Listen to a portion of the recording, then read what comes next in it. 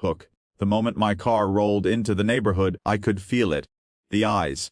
Curtains twitched, people paused mid-conversation, and a man in a crisp polo shirt, with a smug smile, walked straight toward me as though he had been waiting.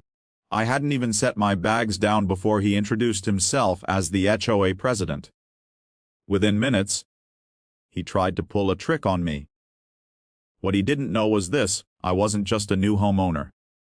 I was the man who collected their rent, and that was about to change everything. I had dreamed of this day for years. Finally moving into my own place, somewhere quiet, where I could breathe without the constant noise of the city. My hands were still sore from loading and unloading boxes, but my heart was light. This was supposed to be the start of a new chapter. That's when I met him. "Welcome to the neighborhood," he said, striding across my driveway as though it already belonged to him. His name was Greg, the HOA president. He had the kind of handshake that tried too hard. Tight, insistent, almost demanding respect before earning it. "I just wanted to let you know," he began, "would do things a little differently here.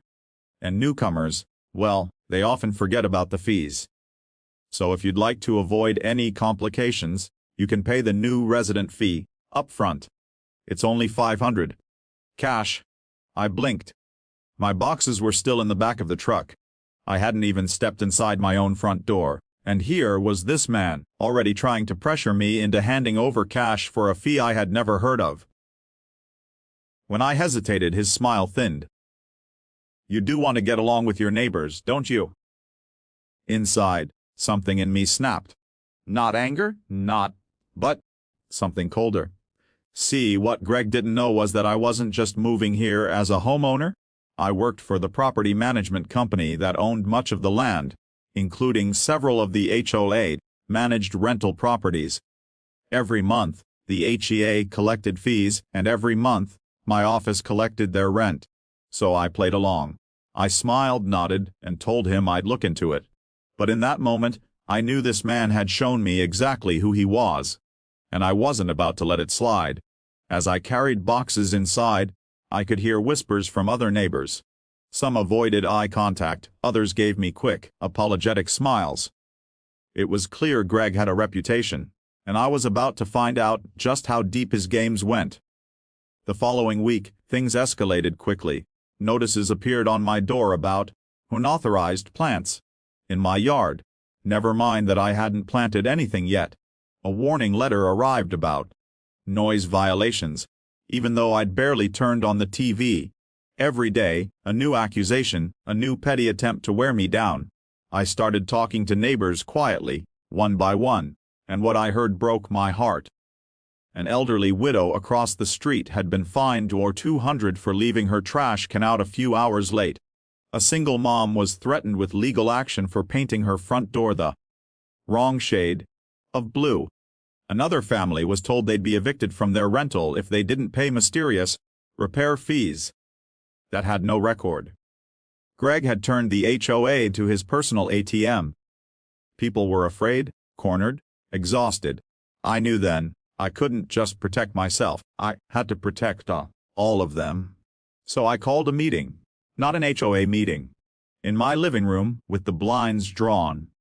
People came in nervous, whispering, some holding back tears. I explained who I was, what my job was, and how much power I actually had in this neighborhood.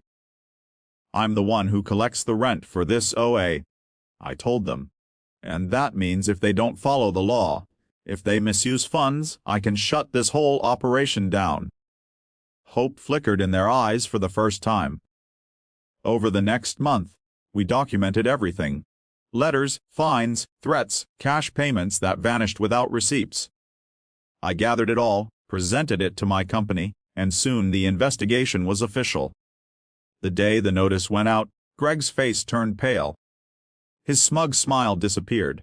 The HOA was dissolved, and his fraudulent fines were forgiven. Residents no longer had to live under his thumb. But the most powerful moment came weeks later. That same widow across the street brought me a plate of cookies. Her eyes shimmered as she whispered, "Thank you. No one's ever stood up for us before." And in that moment, I realized something. Moving here wasn't just about me starting over. It was about giving people their freedom back. Closing message. Sometimes life places us exactly where we're meant to be. Not just for our own sake, but for others who need someone strong enough to say, enough is enough. Greg tried to trick me minutes after I arrived. But in the end, it wasn't me who bent to his rules. It was an entire neighborhood that rose up, together, and finally found peace. Because the truth is, this power doesn't come from fear. It comes from unity, and when people stand together, no bully, no matter how official their title, can ever win.